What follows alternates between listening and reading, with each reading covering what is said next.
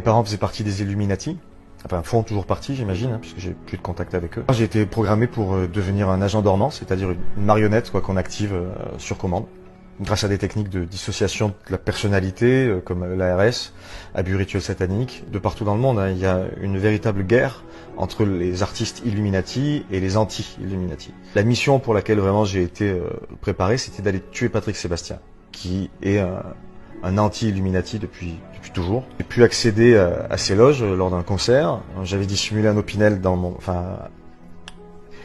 quand je suis arrivé dans sa loge, il était seul, donc j'ai sorti l'Opinel. Mais lui m'a vu tout de suite, il a compris ce qui se passait. Et là, il a commencé à chanter Les Sardines, qui est une chanson en fait qui fait référence aux Illuminati, puisque les sardines, c'est comme ça que les adeptes s'appellent entre eux.